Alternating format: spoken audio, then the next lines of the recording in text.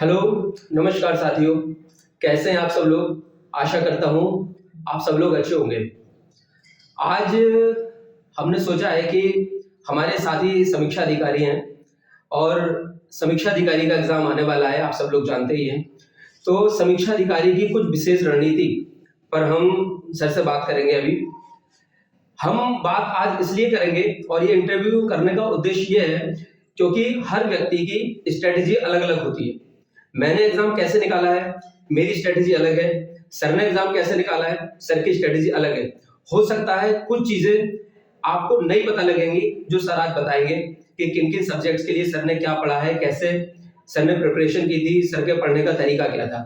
ठीक है? तो बहुत सारी चीज़ें आज आपको नहीं मिलेंगी। उससे पहले मैं सर का एक छोटा-सा इंट्रोडक्शन देना चाहूँगा।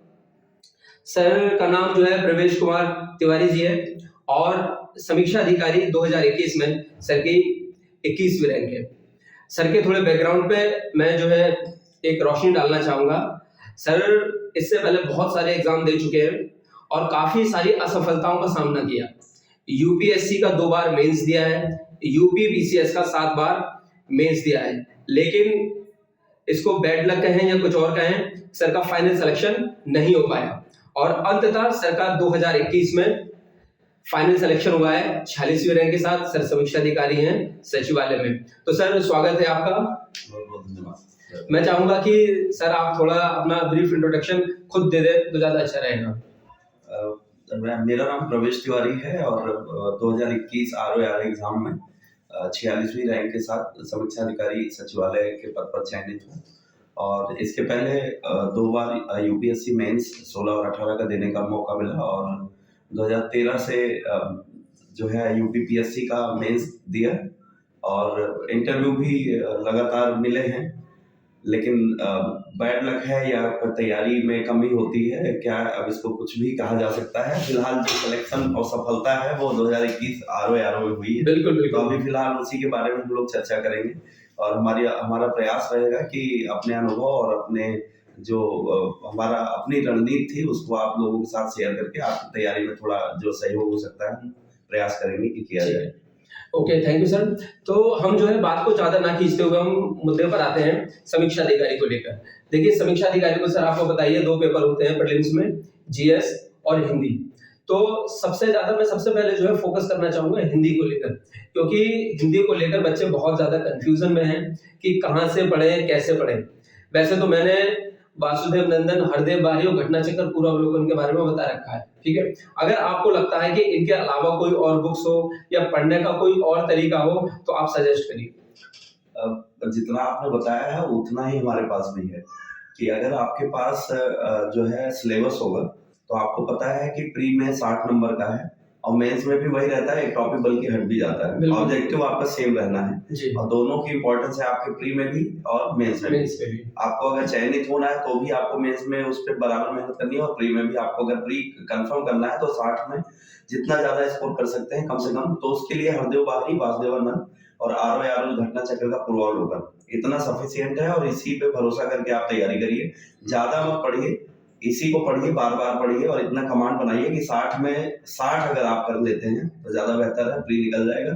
फिर मेंस में भी आपका मतलब कुल मिला के अगर यहाँ पे अच्छा परफॉर्मेंस रहा हिंदी में तो सिलेक्शन के आप बहुत करीब पहुंच जाएंगे। तो इस हिंदी के लिए तो यही है। ओके। अच्छा, बहुत से लोग कंफ्यूजन में रहते हैं कि हिंदी में केवल 6 टॉपिक हैं, तो उनके शॉर्ट नोट्स बनाए जाएं या ना बनाए जाएं या केवल किताबों से पढ़ें। आपको क्या लगता है? देखिए शॉर्ट नोट्स बना सकते हैं, उन शब्दों का बनाएं जिनमें ज्यादा कंफ्यूजन होने की उम्मीद हो।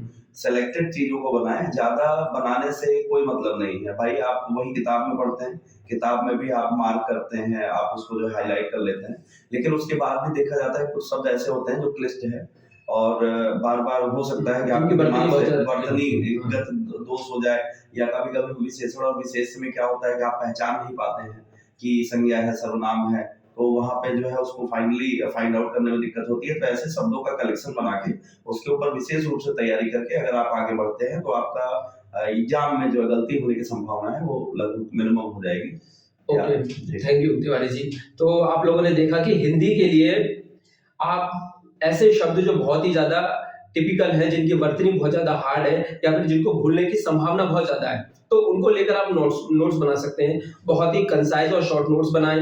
बुक तो पढ़ ही रहे हैं, ऐसा ना हो कि नोट्स ऐसे बना लें कि दूसरी एक नई बुक तैयार कर ली। तो सर का कहने का मतलब है कि नोट्स बहुत ही ज्यादा संक्षिप्त हो, जो कि लास्ट टाइम में आसानी से रिवाइज किए जा सके। तो ये तो रही हिंदी की बात।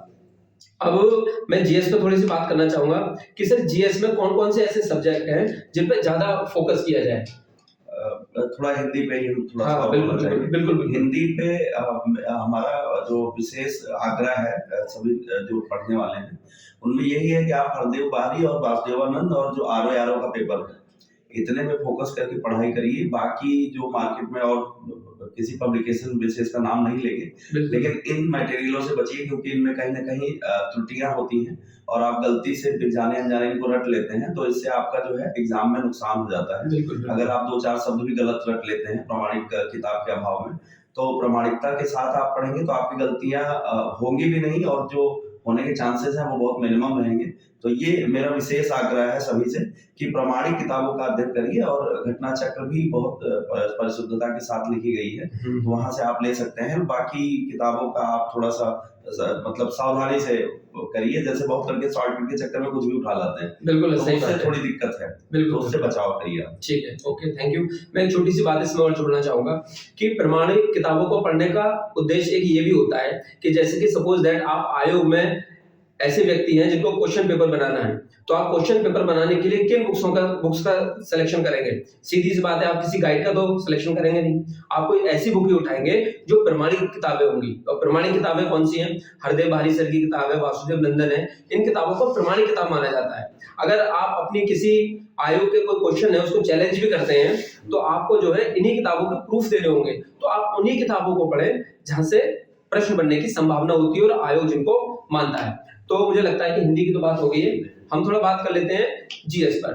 तो जीएस में कौन कौन से सब्जेक्ट ऐसे होंगे जिन पर ज्यादा फोकस किया जाए? नहीं, जीएस को आप अपनी सुविधा के अनुसार दो भागों में, ग्रुप ए ग्रुप बी में तोड़ सकते हैं। ओके, जैसे जीएस के कुछ ऐसे सब्जेक्ट हैं जिनको हम आसानी से तैयार करके और ज्यादा नंबर गेन कर सकते हैं। जी जी।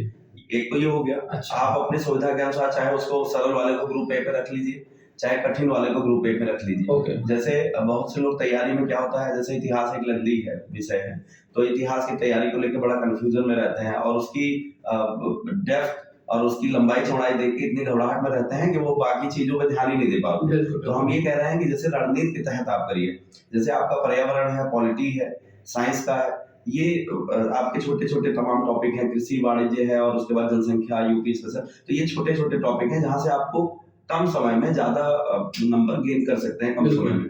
तो आप ग्रुप ए ग्रुप बी करके कर सकते हैं। कठिन जो आपको अपनी सहूलियत के हिसाब से कठिन लगे उनको ग्रुप या ए या बी में रखें और दूसरे में करें, तो उनको किस तरीके से आपको कवर करना है, एक तो ये रणनीति रखें। दूसरा क्या है कि किसी भी चीज को हल्के में ना लें। अगर आपको लगता है कि जनगणना से 2 ही सवाल आते हैं वहां से, तो ऐसी गलतियां ना करें, आप सब पे बराबर फोकस करें।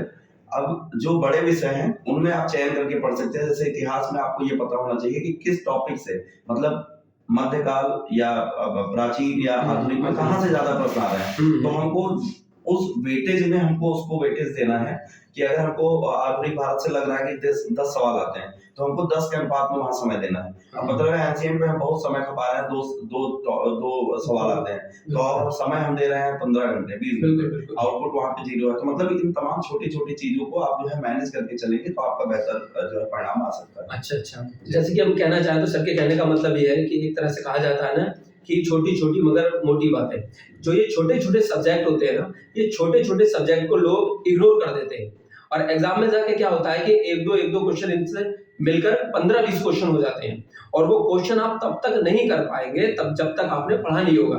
क्योंकि जनरली होता क्या है, लोग ट्रेडिशनल सब्जेक्ट पे ज्यादा फोकस करते हैं, हिस्ट्री ज्यादा पढ़ेंगे, पॉलिटी ज्यादा पढ़ेंगे, ज्योग्राफी ज्यादा पढ़ेंगे, छोटे छोटे सब्जेक्ट को इग्नोर करते हैं, जिसका खामियाजा उन्हें एग्जाम में भुगतना पड़ता है। क्योंकि वो क्वेश्चन उन्हें ऐसे देखने को मिलते हैं, उन्हें लगता है कि ये क्वेश्चन कहां से आ गए, क्योंकि बिल्कुल एकदम वो नए टाइप के क्वेश्चंस होते हैं और उन क्वेश्चंस में गलती होने की संभावना रहती है। अच्छा, टेस्ट सीरीज का कितना बड़ा योगदान है? देखिए, टेस्ट सीरीज उनके लिए अच्छी है जिनकी तैयारी ठीक ठाक मुकाम पे है। अब नए लोगों के लिए तो समय इतना नहीं है वो टेस्ट सीरीज में समय खपाए हमारे अनुसार, बाकी वो करते हैं तो वो उनकी अपना जो है चॉइस है। बाकी हमारी जहां तक अपनी सोच है, नए स्टूडेंट के लिए जिनका पहला हो सकता है दे रहे हो या दूसरा दे रहे हो, उतना अनुभव ना हो, तो उनके लिए ये है कि ज्यादातर चीजों को कवर करने पे फोकस करें।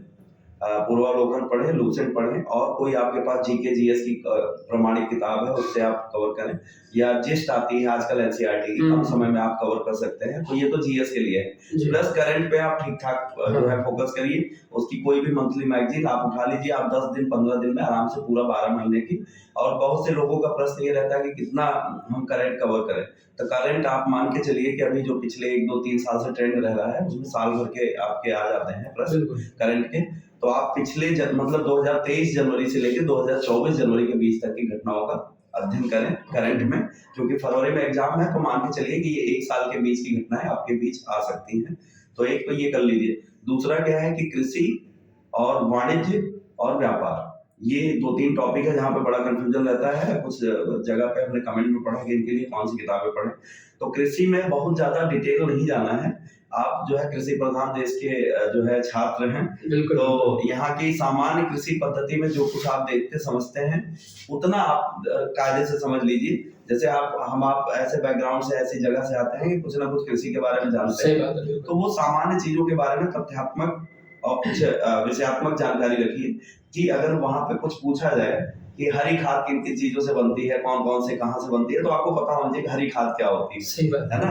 अब जैसे बायो फर्टिलाइजर है तो ये हमें पता होना चाहिए। कुछ आवश्यक जो हमारे यहाँ अन्न है उनकी कुछ प्रजातियां हैं, उनके बारे में हमें पता, कुछ फल है, बागवानी की चीजें हैं, तो इन सब चीजों पे ध्यान रखना है, बहुत ज्यादा डीप में नहीं जाना है। इसके ऊपर 2-4 किताबें हम आपको बताना चाहेंगे। एक वाणी की आती है, कृषि और वाणी की आती है। तो एक तो वो ले लीजिए, और एक यूथ की आती है पतली सी कृषि पे, बिल्कुल।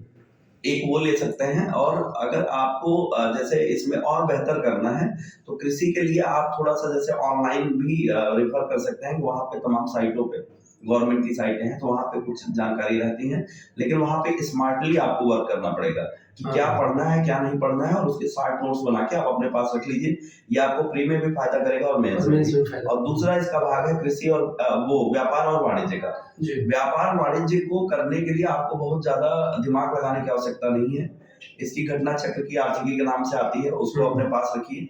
प्लस अब चूंकि पेपर फरवरी में है तो नए बजट से प्रश्न नहीं आएगा, ये पिछला बजट और आर्थिक समीक्षा का जो जिस्ट है वही आप उठा के पढ़ लीजिए। और पढ़ते समय ये विशेष ध्यान दीजिए कि आपको प्रश्न का पैटर्न पता होना चाहिए कि पिछले आरओ में किस प्रकार के वाणिज्य और व्यापार से प्रश्न आए हुए हैं। सेम उसी तरीके के प्रश्नों को पढ़ के आप अपडेट कर लीजिए और वहीं से आप तैयारी कर लीजिए। बहुत ज्यादा कुछ पढ़ने की आवश्यकता नहीं है कि आप बहुत ज्यादा उसमें शोध करिए, शोध करने का ना समय है ना करने की जरूरत नहीं आवश्यकता है। तो बस केवल पैटर्न समझिए, पैटर्न के अनुरूप जो है बजट और आर्थिक समीक्षा से चीजों को निकाल के बस अपना बना लीजिए नोट्स, और ये आपका जो है फिर मेंस में भी काम देगा।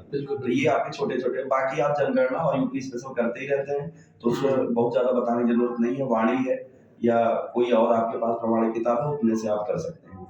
ठीक है, तो सर ने बताया भी, देखिए ज्यादा चीजों को पढ़ने की आवश्यकता नहीं है। पिछले सालों के पेपर पढ़ के आप वहां से जो है ये जानने का प्रयास करें कि क्वेश्चन आखिर किस तरह के पूछे जाते हैं, क्योंकि जब आप बुक पढ़ेंगे उन बुक्स में कौन कौन से क्वेश्चन है बहुत सारी जानकारी दी होगी, लेकिन आपका जो नजर है उसी फैक्ट पर तभी जाएगी जब आपने पिछले सालों के पेपर को पढ़ा होगा। ठीक है सर, और कुछ सजेशन देना चाहें? अगर सजेशन यही है कि प्री पे फोकस करें।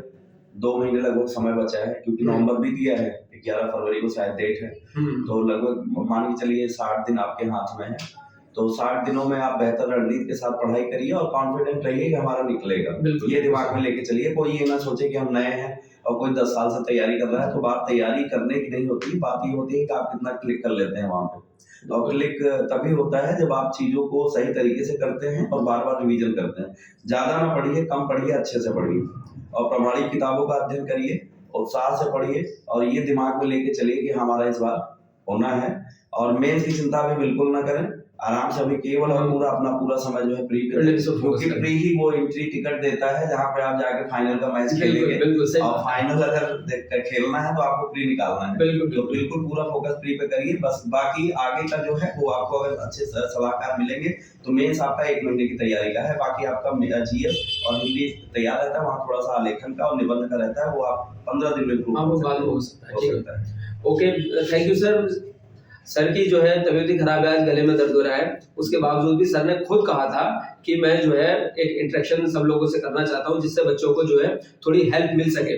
हो सकता है बहुत सारे प्रश्नों का आपको जवाब मिला होगा, ये भी हो सकता है बहुत सारे प्रश्न आपके मन में होंगे, हम लोग उनका जवाब आपको ना दे पाए हो। तो कमेंट में आप बताएं कौन कौन से प्रश्न हैं, हो सकता है नेक्स्ट टाइम हम लोग फिर मिलेंगे। ठीक है, तब तक के लिए पढ़ते रहिए। Good bye, all the best.